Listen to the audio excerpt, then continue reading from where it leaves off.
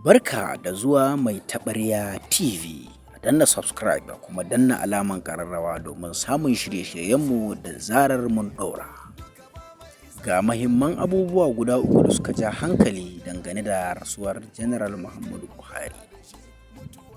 Fitaccen mawaƙin nan za ku ji cewa Dauda Kahutu Rarara ya je har garin Daura gaisuwar rasuwar Janar Muhammadu Buhari, baba mai gaskiya.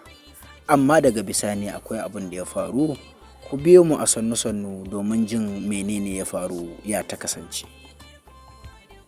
Fitattun malaman addinin musuluncin nan ta ɓangaren izala guda biyu, akwai Sheikh Abdullahi Balalau tare da Sheikh Sani Yahaya Jingir, sun haɗu sun gaisa sun rungumi juna a wajen ta'aziyar rasuwar tsohon shugaban ƙasa Muhammadu Buhari, inda ake sa ran cewa sanadiyan wannan abu za a iya samun ɗinkewan baraka ta haɗuwar ƙungiyar izala ta dunkule ta dawo wuri guda. A wani gefe kuma tsohon ɗan takarar shugaban ƙasar Najeriya Alhaji Atiku Abubakar da Nasiru El-Rufai su ma sun je garin Daura domin gudanar da ta'aziyya, sun kuma tsaya an yi addu'o'i da su. Daga bisani ɗan siyasar nan Peter Obi shi ma ya samu daman halartar wannan waje, har yake cewa akwai wasiyar da baba Buhari ya bar masa.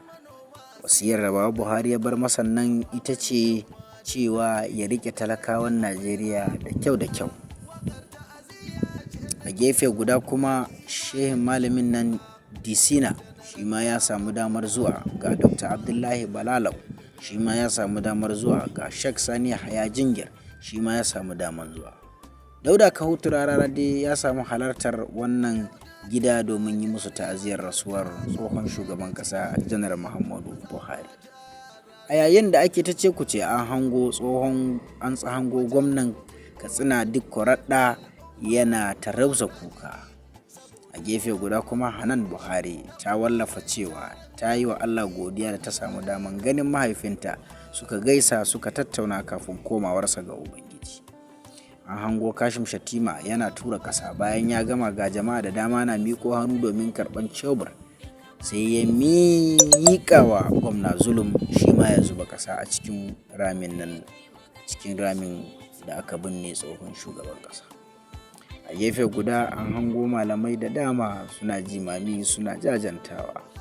Gwamnan Katsina Umaru Dikko Radda ya ya yi kuka sosai na wannan rashi.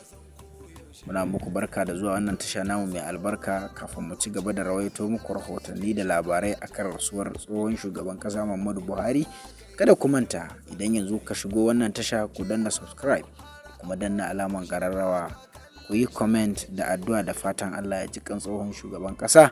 Idan tamu ta zo Allah ya sa mu ma mu cika da imani. Sheikh Dr. Isa Ali Ibrahim Fantami ya ziyarci baiwar Allah da ta raini baba Buhari har ya kai matakin girma a matsayin sa maraya. Baba da mai sukar ka da mai yabo, duka ba mai sake ganin ka da dije, ko wani yayi magana da kai ko kai magana da shi, mutuwa rigar kowa da kowa. Allah ji kan Janaral Muhammad Buhari, mun yi rashin uba.